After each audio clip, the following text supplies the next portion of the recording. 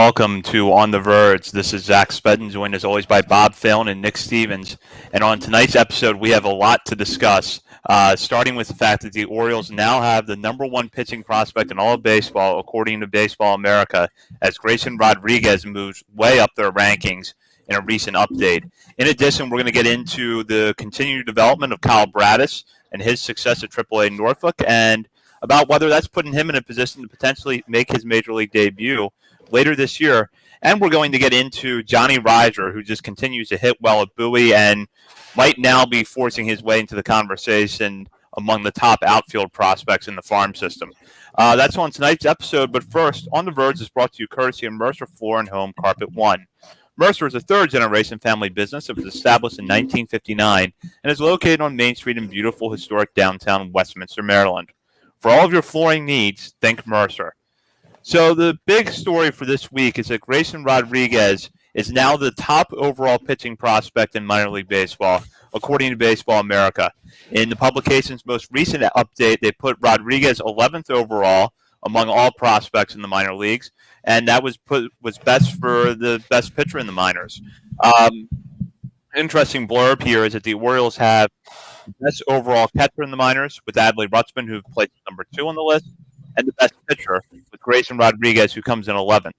The backstory for Rodriguez this year has been his success at starting at Aberdeen and now at AA Bowie, where he's 2 starts in and has pitched very well there. So I'm going to start with Nick on this. We speculated a little bit about this last week, about whether or not Rodriguez was now in that conversation as top pitching prospect in all of baseball. But Baseball America now has proclaimed him just that. So what's your reaction? It's exciting, isn't like this is the most exciting thing I think for us as prospect guys and guys who follow this minor league system. And I think just for the fan base as a whole, this should be like really exciting news. Validation finally, hopefully, with this kind of pitching prospect. I mean, you have the top catching prospect, like you mentioned, all of baseball, soon to be hopefully the number one prospect in all of baseball. Grayson Rodriguez will probably move up that list even more by the end of the year, especially if he continues to dominate AA as he has already this year. But yeah, I did say last week that I think the big conversation over the next few weeks could be, is Grayson Rodriguez the top pitching prospect in all of baseball? And Baseball America said there's no conversation. We're just going to go ahead and answer that question now and say, yeah. I think that's I don't know. I mean, I don't have any fears about Grayson Rodriguez, to be totally honest, other than, the same fear I have about every pitcher, like that thing that knocks most guys out for like 12 months, I'm not going to say. But like other than that, like his control isn't an issue. His secondary offerings aren't an issue. They're great pitches. I think he has a physical makeup to go super deep into games once the Orioles take him off that leash, which I'm fine with, the 65, 70 pitch limit right now for the next few, at least most of the season, at least. I'm fine with that right now. He's still very young. I just think that the negative and kind of doubtful attitude that Orioles fans have about pitching prospects, while warranted, I think you can kind of look at Grayson Rodriguez now and start to feel a lot better about this system and where it's going. Yeah, you certainly can. And I think, like you said, he's going to keep moving up because there's at least 3 or 4 guys who will probably be off the list entirely because they'll have graduated. You have Wander Franco, who I would imagine would be being brought up sooner or later for the Rays, and he'll be gone. And Adley Rutschman will be the number 1 prospect overall, and we'll have the number 1 hitting and pitching prospect. You have Jared Kelenic, who he just got sent down, but I would imagine he'll be back up before too long and then expire his eligibility. Ke'Bryan Hayes for the Pirates will definitely be no longer a prospect before too long. And then even Bobby Witt Jr. might, Kansas City, they don't mess around with their prospects, so he could be up too. So I think you'll have Rutschman at 1 and Grayson Rodriguez at 7 or 8 by the end of the year, and that's pretty crazy. And really, everybody on our list has been performing well when they're on the field. Yusniel Diaz, what's going on with you? Where are you at? But no, it's exciting. Grayson Rodriguez, he looked great last night. Yeah, he struck out the side in the first inning on 11 pitches. Perfect 11 pitches when he's the 11th prospect in baseball. Pretty good. He didn't strike out as many down the line, but he pitched great. He pitched efficiently. And the one thing I've noticed is his command kind of dips a little bit in the 4th or 5th inning in the last few starts that I've seen him. But, I mean, that's just something he's going to work on this year and into next year is his command. And other than that, the stuff is great. It's easy. Like we've talked about it a lot last week, and it just continues to be impressive every time we see him. Bobby Witt, sorry, Zach, but Bobby Witt Jr. needs to learn how to touch home plate before he can like actually be ranked ahead of Grayson Rodriguez. Let's just throw that out there. Yeah, with Rodriguez, it seemed like you would occasionally hear murmurs, especially leading up to this year, of like, oh, there's questions about his delivery. You don't even really seem to be hearing that anymore. I think that what Bob pointed out is something that's very valid and something we need to watch, especially if the Orioles do work him deeper into games over the course of this season, is can he command his pitches, especially his off-speed stuff, as well over the fourth, fifth, and sixth innings as he does over the first 3 innings. But if he can answer that question, the sky really is the limit for him, and stay healthy, which is always a concern with pitching prospects. But I agree, there's really not any glaring flaws here you look at and think, oh, there's that one thing that makes you really concerned, or, oh, the Orioles aren't doing this right with him. Because remember that when Rodriguez was first drafted, a lot of people did not like that pick.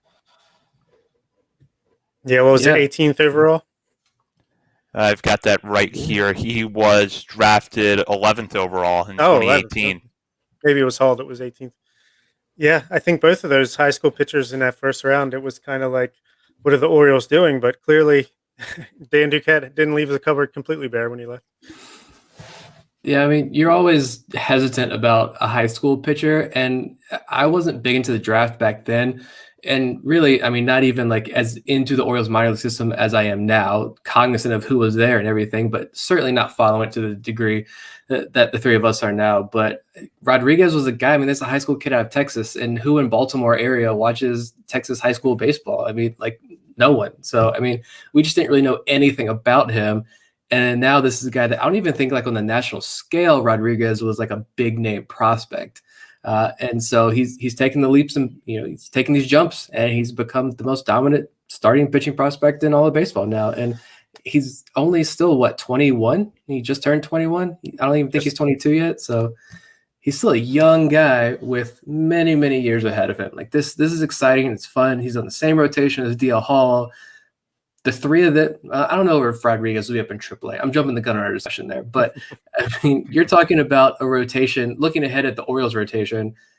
It's safe to say, like Kyle Bradish, Grayson Rodriguez, DL Hall, those are 3 names that Orioles fans should be excited about joining that starting rotation in the very near future, because I don't think Rodriguez stays in the minors for too much longer if he keeps pitching like this. Yeah, Rodriguez is young. He won't be 22 until November.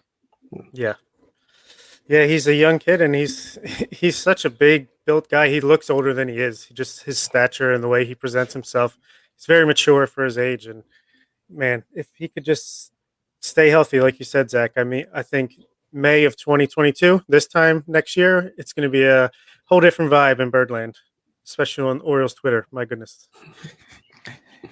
Yeah, it is starting to become easier to imagine that, by May, June 2022, you have Grayson Rodriguez, DL Hall, Adley Rutzman, and the guy we're going to talk about here in a little bit, Kyle Bradish, on that roster. And that's before you even get into the question of some of the players at Bowie who we know are definitely on the radar as prospects, with guys like Taron Vavra, Kevin Smith.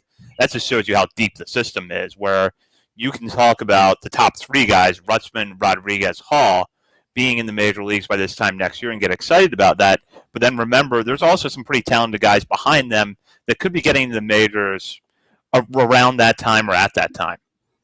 Yeah, and one thing too, I know the big debate, I think I was traveling last Thursday and vacationing last weekend, but I think Thursday was the off day that the Orioles were off, and I guess people were just bored. It's getting hot. People are tempers are starting to flare about this whole rebuild situation on social media. I guess that was a hot topic. I avoid that conversation. I don't want to dive into that conversation at all, because I mean, the past is the past. We're here where we're at now. We're talking about Rodriguez, Bradish, these guys, DL Hall, Rutschman up in the majors next year. I mean, we're not talking like, oh, it's a slight upgrade over, I don't know who plays second base for the Baltimore Orioles anymore. We're not talking about it's like a slight upgrade over there. Like, these are legitimate, the top prospects in all of baseball that the Orioles have. And they didn't even come out of the gate struggling this year. They came out, all of them, on fire. These top 3 guys, at least. And that's extremely promising for me. I know a lot of like more casual Orioles fans, they don't care about the 26th ranked prospect. They don't care that Anthony Servideo is a walk machine down in low A. I get that. We're weird like that. But your top 3 prospects dominating as well as they have and being recognized across the country as dominant prospects, that's putting a whole new spin on this, I think. Absolutely. I couldn't agree more with that. And like Zach said, there's so many guys. Double A Bowie is stacked, and there's even some guys at Triple A that should get a chance soon. But I think if a player is in Double A at some point this year, and there are a lot of good, talented young guys there, there's a good chance they will be in the major leagues by next year. So, and there's plenty of guys coming up in Aberdeen and Delmarva right behind them to fill their spots on that top 100 list. Like I think Kyle Bradish, obviously at Triple A, and then Jordan Westberg. They'll be on the top 100 list before too long, I would think, sometime this year, unless Bradish makes it to the majors before that's even possible. But yeah, it's exciting times. Yeah, I agree. I definitely think there's potential to see more players in the system join that list. And I believe it was Baseball America that mentioned Westberg back in the offseason as a player that either got a vote or was in consideration for their top 100 that missed the cut. So, if you're looking at someone who could potentially join Baseball America's list here in the next couple of months, Westberg, with the start that he's gotten off to, even though it's been a little bit slower going at Aberdeen, I'd have to think he's in that conversation. Yeah, he just tripled 2 for 5 with 3 or 4 RBIs last night, so he's getting warm. It's only his second week at the level, so plenty of time for him to get his feet wet. And I think the guy that we're going to talk about next, Kyle Bradish, like that's a guy who an outlet like Baseball America has been given a lot of hype to these first few weeks of the season. So I wouldn't be surprised if Bradish is in, at least right now, in their conversations of when they did their revamp of their top 100 recently. I would put money on that they at least brought his name up and at least we're talking about him. Yeah, certainly. And that's the perfect time actually to segue over to Kyle Bradish, who is now 3 starts into his time at AAA Norfolk and was pretty good in his last outing back on June 6th. Going against the Durham Bulls, the affiliate of the Rays, he pitched 5 innings with 4 hits, no runs, walked 4 but struck out 8. So that was another pretty good outing for him, as in his previous start, he allowed 1 run over 5 innings and struck out 5 against just 1 walk. Given that he's having success at AAA and that across AAA and AA now, Bradish has struck out 43 batters in 27 innings, which is an ERA of 1. He's off to a dominant start. We know the Orioles are struggling with pitching at the major league level. And you kind of now are starting the question, and this is what we're going to get into with this discussion, is Bradish now in that conversation of pitchers that we should see in Baltimore sooner rather than later? To this point, I think we focus more on Alexander Wells, Zach Lothar. We've been waiting for Michael Ballman to get healthy and back at AAA to put him into that discussion. But now I'm starting to wonder, is Bradish in that mix for you? And I'll start with Bob. 100%. I mean, I don't see how he doesn't pitch in Baltimore at this point now. Just the way he's pitching, the success he's having, and the way that the Orioles pitching in general has gone with Kramer back and forth with inconsistency. Keegan Aiken, he's been solid since he entered, but definitely not on firm ground. Same with Zimmerman. He's been pitching really good lately, but Matt Harvey's on his last legs. Jorge Lopez should be in the bullpen. Alexander Wells is struggling. Zach Lothar's up and down and struggling when he has pitched. To be fair to him, he hasn't really had a chance to gain any consistency. And Michael Bauman's still in AA rehabbing and getting knocked around a little bit. So I never thought that. I thought I was high on Kyle Bradish coming into the season, but I never would have thought that he'd be in AAA within a month and then knocking on the major league door by, I don't know, July, August, maybe after the trade deadline. I definitely think he gets to the majors this year, and he might even leapfrog all those other guys that got their chance first. When we re-rank our top 30, which I don't even want to think about yet, but when we do, yeah, I mean, there's that big group of Lowther, Wells, Zimmerman, Aiken, it was all that group there. I think Bradish has definitely jumped all of these guys. As far as, is he going to be in the majors sooner? I think it's a legitimate question Orioles are probably asking themselves. I think if you would have asked me before the season started, I would have said no, like not a chance. He only had 1 year of high A ball under his belt, and then 2020 happened, so there was no season. But he was promoted to AAA after just 3 starts in AA. And I don't think that you can say for everybody like the alt site counts as a full year of development, because it's different for everybody, and that's just created this whole new like web of questions to ask about like development. But in Bradish's case, I think it's promising. It's kind of eye-opening that I walked away from his first AAA start thinking that it was good, it was okay. He definitely belongs in AAA, but like he's going to get hit around a little bit, and there's nothing wrong with that. That's development. That's what happens. That's what you do. But then when you follow it up against that same Charlotte team and only give up 1 run across 5 innings, that 5 days later, that's a veteran team, an MLB veteran team too. And then the 5 shutout innings against Durham, that's a really good team. I heard he struck out Wander Franco like 5 times that game. I can't confirm that though. The box score has been deleted, so just take my word for it. The walks were high, sure, but like he had 8 strikeouts and didn't give up any runs. So I think we're close to seeing Kyle Bradish in the major league rotation. I do like that trade deadline option. We know who's gone now.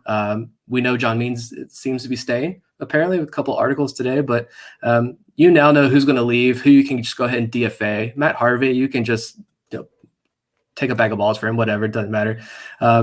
But trade who you can and DFA who you don't need anymore. Just go ahead and cut bait because you've got Kyle Bradish. I think he's ready. Yeah, and I watched that game against Durham, and he had 4 walks, but he was getting a little bit hosed by the ref. It seemed like he was right on the corners, even on his walks. So, I mean, the stuff just looks so good. I mean, I'm not a scout or anything, but that curveball or slider or whatever his breaking ball is pretty nasty. And then combined with his arm angle and his fastball, I could see him getting outs at the major league level soon. Nick brought up a good point that I want to go back to, which is that he followed up kind of the so-so outing against Charlotte with a really good one against that same team within a matter of days. And we talk all the time about young players needing to make adjustments. And that tends to come up more in our discussions about players at the major league level. But it holds true at the minor league level. And for him to make adjustments and to pitch that much better against Charlotte after only a few days and against what is a veteran lineup. Charlotte's lineup to me looks like a last place major league team when I look at it. And it's not so much like an insult to the players there, but it's just like this is kind of what you would expect on a major league roster for a team that's not contending this year, not a AAA roster necessarily. So Bradish was going up against those type of hitters who are more experienced and who probably have more of an advantage over a guy just starting out at AAA, and he was able to make adjustments. Looking. I want to go back and look. It was Tim Beckham's on that roster. I remember that. Jake Berger, who he had like 9 knee surgeries and seemed like out of baseball. Former top prospect. He's been playing really well because the Tides and Knights play each other so often. Gavin Sheets, that's the guy who's been in the majors. Brian Goodwin, he's been a major league outfielder for a long time. Mikey Matuk, I think that's a name that I'm familiar with. I don't know how much major league time he saw, but former highly regarded prospect. It's not an easy lineup at all that he went up against. And to see him go up against, make a guy like Brian Goodwin, I know Brian Goodwin, he's in AAA for a reason, but, that's still a guy who was a starter, I think, for an Angels team a lot the last couple of years. So that's what I'm saying. I think give him a few more starts, and then you start to really sit down and think about, can we go ahead and make another jump with this guy? Yeah, and against that Durham lineup with Wander Franco and Vidal Brujan, I think there were 6 players with the 900 or above OPS that he was facing off against, and he shut them out over 5 innings and worked out of any time he got into trouble. So he's being tested, and if he continues to pass those tests, I mean, what else is there to lose? At this point, he's going to see time this year. They already basically made that decision when they moved him up to AAA, so it's not like you're playing service time games. So get him up when you think he's ready. No need to mess around. Yeah, I agree completely. And coming into this year, I thought Bradish was a guy that might be up there in 22, but that it might be more likely if he were moved to the bullpen, which some evaluators coming into this year believed was going to be necessary. But so far, he's not only looking like a competent minor league starter, it's much easier to picture him as a starter at the major league level. go back and just find any article that Matt Blood, Orioles director of player development, has been quoted in over the last 6 months. And if he mentioned a name, go ahead and just circle it, because he's batting 100%, 1,000% right now on all of these names that he's mentioned earlier on. Joey Ortiz hit his third home run last night for Bowie. Kyle Bradish is there, and I do think that Bradish, when I look at all these guys, Bauman, like Bob mentioned, he's still warming up. This is kind of his still spring training, I think. And it was actually your 3 up, 3 down piece this week, because I didn't get to watch his last start, but I remember start before last, I think he was home. So it's really hard to watch. Like if you really want to watch a pitcher, if Bowie's home, it's hard to get like a really good read on these pitchers because of the feed. But I remember Paul and Adam on the broadcast were saying like low 90s numbers when they were reading off some velocity numbers. And that scared me a lot, because the outing before that, he was like 94, 95. But I know, Bob, you mentioned in your 3 up, 3 down piece this week that he was hitting 97 again. So I said, like, that's great. That's awesome. So hopefully he's not hurt. It's just spring training for him. So I don't see him. I'm not counting him right now. And Alex Wells is a guy who, I wanted to go back and watch that outing against Durham, 4 shutout innings, no walks, 5 strikeouts. But I think MILB took it down because that was the game that ended with Tyler Zombro hit. So I imagine that's probably why they took that game offline, which is fair enough. But he was a guy who was getting slightly better with each outing, but was still looked not very good at all, in my opinion. And to throw 4 shutout innings with 5 strikeouts, I mean, that's hopefully he's turning a corner. But I still think he's going to need more time as well. So, like, what other prospects are you looking at saying they're going to make an impact at the major league level right now for the Orioles? Like Bradish is at the top of that list. Yeah, they did say he touched 97. I don't know how consistently that was happening, but I did hear them mention that he was hitting above mid-90s at least a couple times, which is good. And I think it's a great point that this is basically spring training for him. Same with Wells, honestly. And it's good to see them getting their innings in and hopefully playing into shape here. Wells is starting for Norfolk tonight. We'll see how he does. Yeah, with Wells, I think he was really good in his last outing, and as Nick mentioned, the video is not online. I think for reasons that are justified if that's the case. But you want to see him start working his way into games a little bit deeper. And the one thing that's always made him successful is that command. So far, the walk numbers are decent. They're getting a little bit better. So I think that there is hope for him to turn that around and look more like the Alexander Wells that has just been a really good pitcher at every level of the minor leagues. But I do think he's going to need more time at AAA. Ballman, it's going to have to be a gradual process to build him back. And with Zach Lothar, because I do want to include him in this discussion, he just needs to be in one spot for a while. And not just in one spot, but in one role for a while. If the goal is for him to be a multi-inning reliever that helps kind of bridge the gap in the bullpen this year and you feel comfortable putting in high leverage situations, let him work in that role and maybe put him in AAA for a while. Or if the goal is to get him in the rotation later in the year, put him back at Norfolk and let him pitch there for the next few months. Build up his innings, get used to more experienced hitters, and then bring him back. I think that the up and down has hurt Lothar. Certainly has to have. I mean, I feel like this taxi squad situation is almost worse for these guys than not having it. I know, obviously, it helps the major league team in an emergency, but how much, if not even getting their reps in and their time in, excuse me, to develop? And I think Lothar really just needs to go out there every 5 days, or like you said, if they want to use him as a reliever, use him as a reliever in Norfolk till they, deem him ready. So that's my thoughts on that. Yeah, I don't like Lothar being sent up and down like he is at all. I mean, really, and the other name too, he's not on the 40-man, but he's not a prospect anymore. But where's Spencer Watkins at? Like, where's our friend of the podcast? He threw 6 no-hit innings against Jacksonville on May 23rd and hasn't pitched yet. He's not on the injured list. So I don't know what the Orioles are doing with the Norfolk staff down there. But yeah, honestly, I think the Orioles, depending on how this shakes up, is Tanner Scott traded? They already dumped Sean Armstrong. I don't know if he got claimed anywhere else by now or if he's still hanging out limbo. Yeah. So clearly, I think apparently teams are calling the Orioles. They're active. They're very interested in a lot of their pieces. Maybe if Tanner Scott, if teams still see that, maybe he's someone that gets traded. That was one of my bold predictions before the season started. I think there are some other names that you could probably go ahead and DFA or maybe move for like international money or something to go ahead and get them off the roster. Put Zach Lothar in the bullpen, and I want to see what he does there. But I don't know. You think some team around the trade deadline is going to try to get a three-way trade going to get Jake Berger and Paul Fry? Berger and Fry? Terrible. It's terrible. I'm for it. Why not? It would make things interesting, and so yeah, and that's a good point though, is that we're gonna over the next few weeks, I think, really get a better sense of who is going to move at the deadline or who's likely to move at the deadline, and then you can kind of start connecting the dots with Norfolk's roster and I think Bowie's roster even to a certain extent, and figure out, okay, if you are going to move a Tanner Scott or a Paul Fry, maybe Zach Lothar is your best option to take over that spot, but you should start grooming him for that now.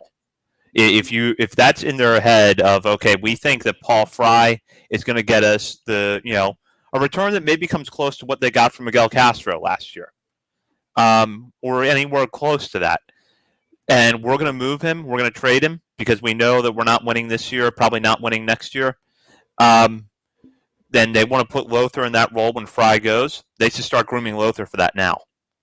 Yeah, that's a good point. And speaking of Miguel Castro, I think Kevin Smith is another guy who could work his way up to AAA Norfolk in the next couple of weeks, and maybe he works his way into a shot on this rotation or at least pitching staff by the end of the year. And shoot, I was going to say something else. What was it? Go ahead. Take my point and run with it, somebody. I love Kevin Smith a lot, actually. I think there's so many of these soft tossing, quote unquote, lefties in the system. Your Zach Lothar, your Alex Wells, and each of them, Zach Lothar has that, what they call it, like the vexing or funky fastball, whatever that Fangraphs article a couple years ago deemed it, where he hides the ball really well. And it has a lot of run, a lot of movement on his fastball. Alex Wells has just the A+ command and control with his pitches. And Kevin Smith, though, I mean, from watching him at Bowie, I'd probably put Kevin Smith ahead of both of them. When I'm thinking about like my personal top 30 list, when we re-rank, I'm probably going to put Kevin Smith ahead of both of them. 21 innings in AA. He's got 29 strikeouts, 10 walks, which is okay, but he's only given up 2 runs. He has a .86 ERA right now, pitching for the best team in minor league baseball. So Kevin Smith, I mean, he's there. I think he's got to be in AAA pretty soon as well. Yeah, I agree. And my point was going to be that I know Mike Elias is quoted as saying this year is not going to be the same as far as, all the trades going on, but I don't believe him. There's too much potential trades on the line, and I feel like he's got that good instinct that he's going to make a trade if it's the right move, and I think there will be plenty of them in the next month or two. He brought in Taron Vavra and Tyler Nevin and an outfielder in the Dominican Summer League, Deshaun, I think is his last name. Michael Deshaun, yeah, who some outlets have like right outside the Orioles top 30. So I mean, he got all that from Michael Givens, who is probably going to be DFA'd. I don't know, probably not, because the Rockies are begging people off the street to pitch for them right now. But and you got Kevin players retiring on them. Yeah, they had like 3 or 4 minor leaguers retire after that series against Bowie. Like, no one wants to play for Colorado, and they got 2 of the best prospects in that system. Riley Pint, former first-round pick, was one of the guys who retired. Yep. So yeah, and you get a guy like Kevin Smith for Miguel Castro. I think I've seen where he is pitching well for the Mets right now. That's fine, good for him. I always loved Miguel Castro. I was on the hype train until you were completely fell off the tracks. But if you can get a Kevin Smith type guy for a Paul Fry, 1,000 out of 1,000 times you pull that trade, because Paul Fry kind of came out of nowhere, and who knows how long it's going to last. Absolutely. Yeah, I love watching Fry pitch, and he's one of the few arms that comes out of that bullpen where I'm like, okay, the game's safe right now, but I agree. You don't know how much longer it's going to last, and not to mention that I think if you're building a contender, you find a way to fill spots like that in the bullpen easily. Whether it's coming out of your farm system or, as we've actually seen Mike Elias do with some success so far as general manager of this team, get someone off the waiver wire.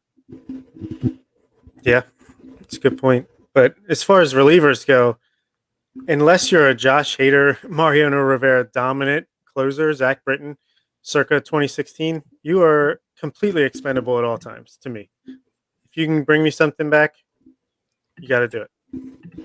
Yeah, and there are at least guys right now too in AAA that can fill that void. We talked about Manny Barreda and Marcos Diplan. They're still pitching pretty well in AAA Norfolk. You do have, I'm not a fan of his at all, but you do have Fernando Abad down there, who's a veteran, AAA and MLB veteran, so he can take the role. If we're talking about the trade deadline is what, end of July, mid-July, so you need a month and a half of games.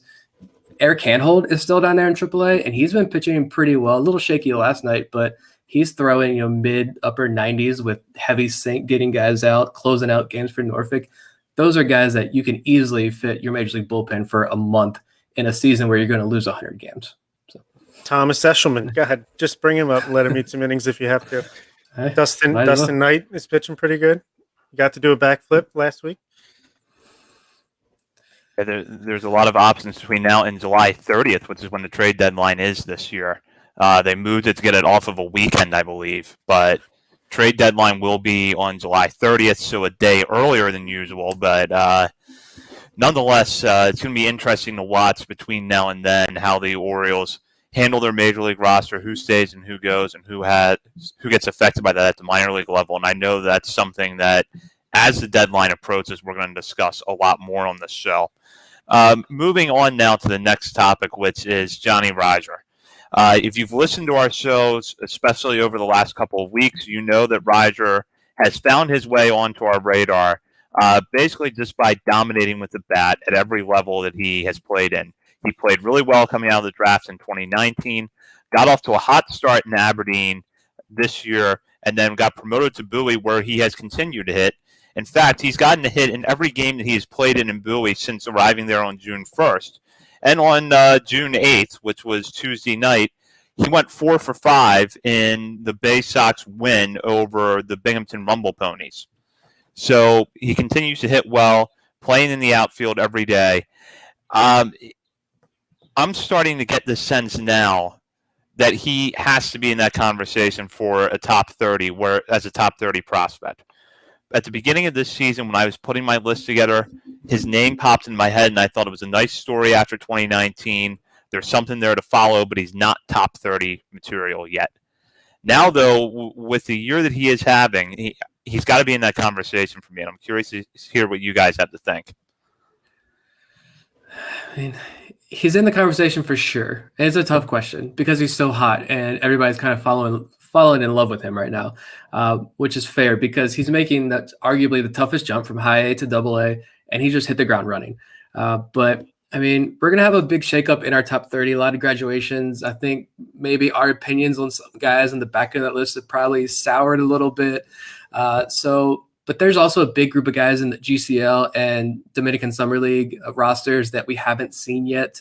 So who knows how those guys have progressed and developed over the years. I'm thinking back to my mind started going back to like those previous Matt Blood articles. So I'm thinking like Steven Acevedo, Luis Gonzalez, these types of guys. What have they been doing? What are they going to look like when they start playing? So I would probably say that personally, I would probably not going to rank Reiser in my top 30 right now. We also have the draft coming up as well. But that doesn't mean he's not a good player who can eventually make an impact at the major league level. I think that just shows how deep this farm system is. Like he's hitting 485 right now with a 233 WRC plus, but very small sample size. That's just his AA numbers. But he does have a 652 BABIP. I just looked that up before we came on, which is, I think league average is what, like 300, 330 or something. So, and he hasn't walked yet. He has a 0% walk rate and a 28% strikeout rate. So he's playing well, but I think there are some things that he's going to stabilize, but he deserves to be in Bowie right now. And I don't see why he can't be a 4th or 5th outfielder. And cold streaks happen, injuries happen, baseball's a long season. I know it's not exciting for a lot of people to sit back and talk about a guy like this, a 4th or 5th outfielder in the organization, but these guys are valuable. And this is a guy you groomed yourself. So I think he's got a role, but again, that's just how deep this farm system is. Yeah, right now I think AA pitchers are just challenging him, and he is meeting their challenge and just smashing the ball whenever they throw him strikes. They're throwing him a lot of strikes. So he's striking out, and he's not walking. I think, like you said, he will stabilize as things move on. And why do I feel like 5 or 6 years ago he would be like a top 15 prospect for the Orioles? Right now, I just recently redid my top 100 prospects list, which I'm gonna obviously be constantly readjusting over the next month or so. But I won't give away the number I have him at, but he is below Kyle Stowers still, but above Zach Watson. He's like right in between those two. But if he just keeps this up, if he keeps doing what he's doing, there's going to be no choice but to keep moving him up the ranks. And I think it might even become more clear once the GCL and the DSL start, and we get to see more of these guys that we haven't got to see yet. Like you said, Elio Prados of the world, and Luis Gonzalez's, and Luis Ortiz. So many guys, Kobe Mayo. So it'll be interesting to follow. But his name, he's definitely risen, so to speak. The one thing that I wonder with the walks is that is true. He has not walked yet at Double A, but he left Aberdeen with a 7.5% walk rate, which is not really high, but it's decent. The year before that, he was generally around 5.5%, 6% at the two levels that he played in, Aberdeen and Delmarva, 2019, I should say. So I do feel like that is going to come up a little bit. He's obviously not going to continue to hit in the high 400s. He's not going to have a WRC plus in the 230s. But I do wonder if those other numbers start to come down, which they will the walk rate come up a little bit? And at that point, I start to think you see a well-rounded offensive game if he's able to do that. But that is a good point, is can he start drawing more walks when we know that those numbers that he has right now are going to come down a little bit, or come down quite a bit, more likely? I just think he's a good, solid, all-around player. Kind of like I mentioned last week, talking about Zach Jarrett and mentioning Willie Yan. I think he's that kind of player, maybe even a tick better. But I mean, this is just, he doesn't really maybe have like that standout tool that you're like, man, that power is amazing. But he's going to hit 220 or whatever. His speed is elite speed, which I mean, everything's just average, which is fine. And he's going about and he's doing his job. And he's a lunch pail guy, and I like that. I like that kind of guy. You need these guys in your system, and I think with him hitting as well in Bowie, there's a bigger point that I think I'll probably make when we talk about with another player later on. But that's having an effect on Johnny Reiser as well. But I mean, this guy's kind of come out of kind of nowhere and is hitting as well as he is at the Double A level. You never know. This could be a guy that, what if something tragic? Not tragic, like that kind of tragic, but trades, a lot of trades, maybe some injuries, bumps and bruises. We're entering the last couple of weeks of the year, and just guys are just out of it. Their bodies can't take it anymore. And you need an outfielder. Is Johnny Reiser a type of guy that you say, all right, you get 2 weeks up in the major leagues this year? See what you got. I feel like he's almost like a Jeff Fiorentino type player, but a little bit more muscle to him, obviously. And it's like he's good at everything, not great at anything. While Stowers is the tooled up guy who, if he puts it all together, could be an everyday corner outfielder. And Zach Watson's like maybe an average hitter at best, but he can play center field pretty good. Johnny Reiser's just a guy that he can play all three outfield positions. He can hit for a little bit of power and a little bit of average, and he can walk a tiny bit, maybe not in Double A so far, but it's interesting, the three of them, how different they are, and how Reiser is the one who stepped up to the plate and met the challenge the most so far. Yeah, I mean, he really has hit well this year, and I'm curious to see as the year goes on. First off, does the power that we've seen continue? I don't know that he's going to hit for much home run power at Bowie, because I feel like a lot of prospects don't hit for home run power at Bowie other than like Adley Rutzman.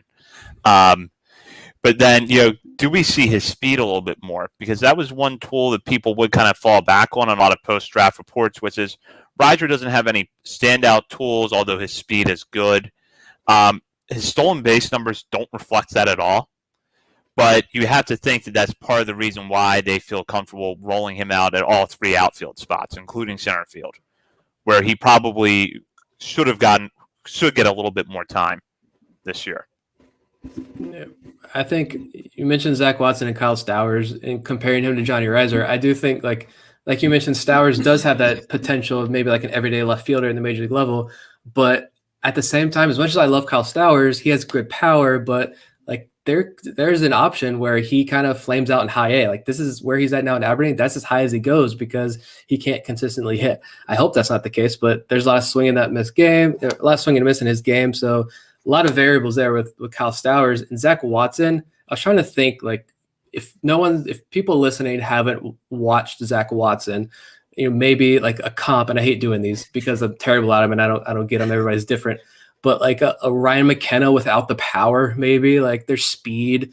He's certainly fast, kind of hit the gaps. Not a whole lot of power though.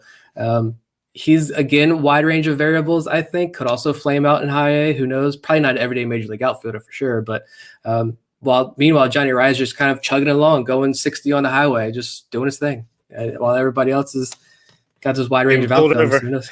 Yeah, exactly. Riser just passes on by, just doing his thing, head down. A classic tortoise in the hairtail. He's playing center field tonight, by the way, so that's good to see. Yeah, with Watson, it's interesting because I've watched him a little bit, and for some reason in my mind, I always go back to Andrew Stevenson. Maybe it's because I saw Stevenson a lot when he was coming up in the national system. Maybe it's because they went to the same college, LSU. But there is something about Zach Watson that reminds me of Andrew Stevenson. Stevenson has really not hit consistently enough to get an everyday spot with the Nationals, but the speed and the defense keep him around. And sometimes I wonder with Watson if that's the ceiling. What would Ben McDonald say about Zach Watson? That's the real story. Future superstar. Trade Cedric Mullins. Make room for Watson. So we're now going to move on to our new weekly segment, which is where we highlight players who are outside of our top 30 when we did it back in January. And we're going to get into some recent trend, whether it's a good game they had their last week, talk about what we like, why we think this player is worth watching going forward. And for this week, I'm going to start us off with T.T. Bowens, who is a fairly new addition to the Delmarva Shorebirds lineup and a first baseman with a lot of big-time power. First off, I think T.T. Bowens is a great baseball name, so I just kind of wanted to say it a couple of times tonight so I could fit him in there. But aside from that, if you saw some video clips of Delmarva's most recent series at Fredericksburg, you saw Bowens connect on a couple of really long home runs. He's cooled down a little bit in his last two games, but off to a hot start, has 2 home runs already, and he's only been in Delmarva a little over a week. A big guy listed at 6'4", 235 pounds. And I think one of the things that's interesting about Bowens is that he was one of the players who was an undrafted free agent last year, coming out of Central Connecticut State. And one of the things that has been fun in 2021 has been able to watch players who were undrafted free agents last year because the draft was only 5 rounds. Watch them, ease their way into the full season minor league baseball and see what they can do. A guy like Bowens, he's off to a good start with what he's doing at Delmarva. The power is definitely there. He can connect on some long home runs. We'll see how the other numbers, the batting average, the strikeouts progress as the season goes on. But I think if nothing else, Shorebirds fans are going to have a lot of fun watching this guy connect on home runs this season. Yeah, he's got some serious power. Just turned 23 years old.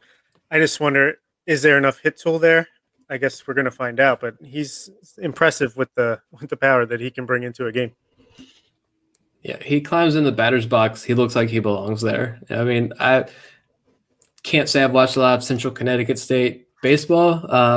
Unfortunately, I've had to watch a lot of their college football because my alma mater schedules them as like a cupcake team every year, it seems like. But can't say I watched the baseball. But when I remember researching him after the Orioles picked him up after the draft, and it was just the power home runs. Summer ball, I think he was like the All-Star game, like home run derby champion there. There's some clips of that. Big kid. I put together like a little compilation clip of some of his hits he's gotten so far this year, and he's opposite field home run, up the middle shots. He's got really quick hands. He's able to pull those hands in and drop one in the left field, a little like Ryan Mountcastle-esque with the hands there. Not comparing them like at all as prospects. Completely different types of prospects. But he's been impressive early on, and I agree that I don't know how far he's going to go, but for right now, he's a lot of fun to watch down there in Delmarva. And you got to go with TT over Terry Bowens. I mean, it's a cool name. Hopefully he sticks around just for that. Yeah, I can go with I'm going to go with Caden Grenier. And I think if anyone, I think I pronounced it right. I think I saw some conversation about how you pronounce his last name, and now I'm worried. But if anyone tells you like they saw Grenier's season coming, what he's done so far coming, like they're lying because no one did. I think most people had kind of written him off. Like he was a 37th overall pick in 2018. The glove was never a question, but also the strikeout rate of like north of 30% entering this year. He hit 208 in Frederick in 2019. And there are about 8 or 9 other shortstops in the system that I think all three of us would take over him. But right now, he's hitting 293 with an 839 OPS in 25 games in Bowie. We're already a quarter of the way through the season. Just in June, he's hitting 429 with three hit games. It's only June 9th, and they're playing right now, so that game doesn't count, and they had an off day. So that's like 6 days. Half of his games have been 3 hit games. So strikeouts are still high, but good job for him. And I think my bigger point, I think that was what I talked about earlier with Reiser, just this Bowie team in general here. Like you have Adley Rutschman and DL Hall and now Grayson Rodriguez in this locker room. These are competitors. These are elite prospects. You saw that Steve Molesky article about Ofelke Peralta the other day and his resurgence, which is great to see. And you saw a lot of quotes from Justin Ramsey, the pitching coach in Bowie, who said Peralta basically said, mold me. Like, take me and mold me to your perfect creation. And all these players are trusting Bowie's staff and this player development staff, and you're seeing it's working. Like, how many people had Cameron Bishop pitching this well, or he even knew who Cameron Bishop was? Grenier, there's so many guys, probably at least 5 guys on this Bowie roster that we probably had completely wrote off. And now all those guys are performing, and there's this whole new culture, like I mentioned last week in Bowie, taking shape. And they're going to take that culture with them in Norfolk, and they're going to take that with them in Baltimore. And maybe I'm blowing that weight out of the water and it's making it a bigger deal than it is. But when I watch Bowie, like that's a special team. And this went way bigger than just King Grenier having a hot 2 weeks. But I think that plays a big role in it. Everybody's feeding off of that. I completely agree. I think that's a great point. And Caden Grenier, the first couple weeks into the season, I pronounced him dead on my 3 up, 3 down on the farm profile. And since then, he's been like the Undertaker, just rising from his grave and just killing the ball. I mean, he's got a BABIP over 400, so I don't think it's going to be quite as hot as he has been, but almost a 10% walk rate. He's striking out at almost 30% of the time, but I feel like it's been a little bit better during his hot streak, obviously. I almost feel like we've been talking about Mason McCoy as being that guy who could, get some playing time as a second baseman or utility guy. And I feel like Caden Grenier might be coming for his throne as far as that, that position is concerned. But I'm happy for him. I'm never been more happy to be wrong, and I hope he keeps it up. Yeah, Grenier was a guy that I think had dropped off my radar a bit this season, and that was even though I've always really liked his defense. And I think it was when Eric Longenhagen was on here, he pointed out that when Grenier was in college, his defense was so good that Oregon State moved Nick Madrigal off shortstop. So, the glove has always been good. There were always questions about the bat, and everything leading up to this season led me to believe that those questions with the bat were legitimate, and that with the shortstop depth improving in the Orioles farm system, Grenier was going to get lost in the shuffle and was going to have to get his way to the major leagues on defense if he was going to get there at all. Now he's hitting better, and the one thing with the strikeouts is that they are still higher than I would like to see for a player like him who is not going to give you a lot of home run power, but they are still down from where they were at Frederick in 2019 when they rose to almost 34%. Now it's down below, just below 30, which is still too high, I think, but it's at least a step in the right direction. One stat that I just pulled up here about Grenier, through May 26, he was hitting 151 with a 428 OPS. So that tells you how hot he's gotten just since the end of May. I don't know that he keeps this up all year, but he's at least now looking like he belongs to the level with the bat, and you can start to get a little bit more hopeful about what he'll do at the higher levels of the minor leagues and maybe work his way into that conversation as a glove-first utility option at the major league level. Yeah, it's really all you could ask for at this point. But I guess I'll go into my pick, which is Toby Welk. You know, that underdog story from 2019. He's still in Aberdeen, but 2 levels higher, and he's performing again. He's hitting 311 with a 423 on base percentage. So the hit tool's there. He's got a 15% walk rate. He's striking out less than 20% of the time. The power hasn't come yet, but I feel like he has it in him. I think he can hit for a little bit more power than he's shown so far. And I just really like the dedication that he's shown, and just another grinder who puts in the work. He has 7 errors, so I don't know if he can stick at third base long term. Maybe more of a first base guy, but just I like seeing him continue to put in the work and be a leader on that Aberdeen team. Yeah, I mean, he was a D3 guy that the Orioles drafted, and to see him he took the ball and just rolled with it as soon as he became a professional with the Orioles back in 2019. And I would think that Welk was a guy who I don't think you saw really on like any top 30 list going into the season. And then him being this, D3 guy who probably has this tougher hill to climb already. And I imagine he was already like 22, 23 then probably. I'd imagine a guy like Welk missing out on 2020 was probably huge, probably bigger than in some other guys' situations. So now I look at it now, he's 24 years old, but with no experience. He hadn't reached high A yet, and he was 24 years old already. So you wonder how far behind is he going to be? And yeah, you mentioned the power hasn't been there, but I mean, he's walking a ton. He's getting on base. He's hitting for a super high average. So, I mean, I think for right now, he's doing what he can down there at AAA. I don't know where he's going to play that for sure. Third base does seem kind of iffy. And you have to imagine if Gunnar Henderson comes up soon, where does Toby Welk move? Maybe first base, maybe DH, I don't know. But yeah, for right now, I mean, Toby Welk, that's a fun story to keep following for sure. Yeah, Aberdeen Stadium, I feel like it is a pitcher's park, so take it with a grain of salt, the power numbers there. Yeah, I completely agree. It's a great story. Welk, it to me just looks like a really advanced hitter. I know the power isn't there yet, and I know that, normally we would be throwing the old for the level label out, which I've said repeatedly on this show that I'm hesitant to use this year. But I think Nick Mitt brought up a good point, which is that a guy like Toby Welk maybe stood the most to lose from not having a season last year. But so far, performance-wise for him, not showing any ill effects from it. His plate approach is really sound. He draws a lot of walks. I do have questions about the defense, and it is kind of hard to profile. What does a corner infielder who's mainly should be sticking to first base, draws a lot of walks but doesn't hit for power? That's a hard profile to find a comp for at the major league level, but you know what? Don't worry about that right now. Just enjoy what he does at high A.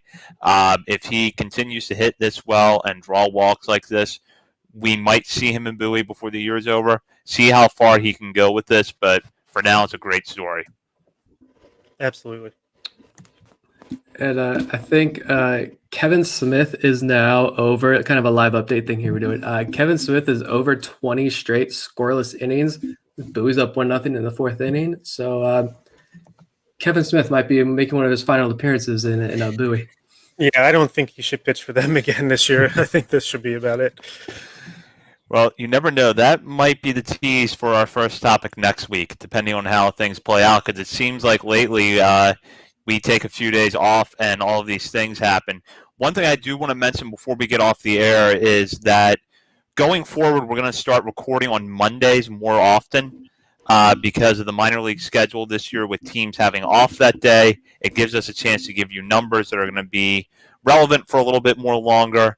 And who knows, maybe it opens up some opportunities for guests as we get later into the year. So there might be weeks where we still record on Wednesdays, but look for new shows coming on Mondays on some occasions going forward. So that's something to continue to follow us on social media for, including at BSL on the Verge on Twitter. In addition, continue to check out BaltimoreSportsAndLife.com for all of the latest articles. Check out the message board. Be sure to join the discussion. Along with our work here, Bob, Nick, and I do write stories for the site and do post to the message board. So you have a chance to interact with us there. So thank you for listening this week for Bob Phelan and Nick Stevens. And this is Zach Spedden. You've been listening to On the Verge.